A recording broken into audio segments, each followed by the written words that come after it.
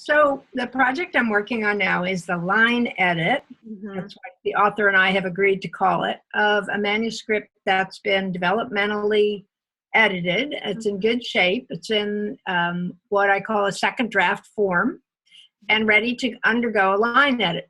So it's a nonfiction by an indie author. So the author is in need of what Susannah in her blog has called a heavy copy edit or a heavy edit, combining both line, copy, and even some level of proofreading, at least enough to get to a publisher, do-it-yourself publisher, independent publisher, whatever. Okay. So that's what I'm working on now, and I am dealing with the issue of line and copy edit are really one for this author. She doesn't need them separated, so I do them at once, and I charge her for a heavy edit. Yeah, that's so when we were first getting to know each other and learning about our businesses, I kept referring to copy editing and you kept referring to line editing, and we couldn't figure out what we meant. Yeah, we thought we were talking about the same thing. Yeah. And I remember at one point we actually sat down and I said, this is what you would do in a copy edit. And you wouldn't, if I saw a word that I thought didn't really fit, I wouldn't change it in a copy edit. And you were like, well, yeah, you would. And I was like, no, you wouldn't. And we discovered that the difference is that I work with publishers and you work with independent authors more. I'm working more with indie authors, but in my understanding of copy editing came from the publishing world. Right. Whereas mine did not. So I really didn't do copy editing because I didn't work with publishers much. Right. Occasionally I did, and I didn't pay attention to what they called it. But mostly I've got indie authors who need editing. Yeah.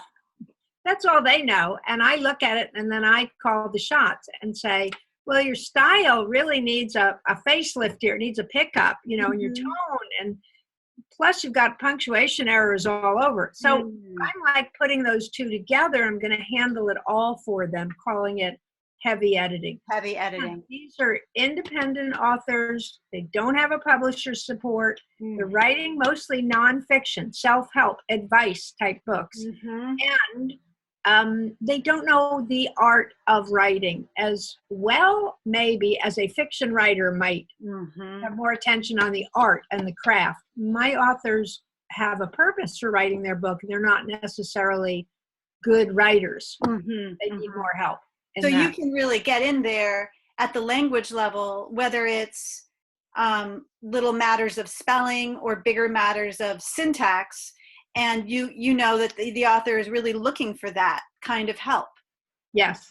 Yeah. The author just wants a smooth final product that reads well, that doesn't have errors, and that isn't over-labored or repetitive or heavy. They want something that a reader will pick up easily and enjoy. Yeah. Yeah. It's just interesting. It took us probably a couple months. Yeah, to realize the difference. And at first we kind of would mention it and then just like stop talking about it because we realized that we didn't agree. And we were like, okay, well, whatever. That's how I do it. And then we finally sat down and figured it out. And I think it's really important because like a lot of things in editing, there's gradations and it changes based on the context. And so when you're getting into the editing field, you need to kind of understand where people might be coming from when they talk about different services. Very true. It can be confusing. Very true. It's a wild west out there. It's a wild west out there. It's kind of fun. And it's fun, and you don't have to be right because, it's creative. Yeah. There are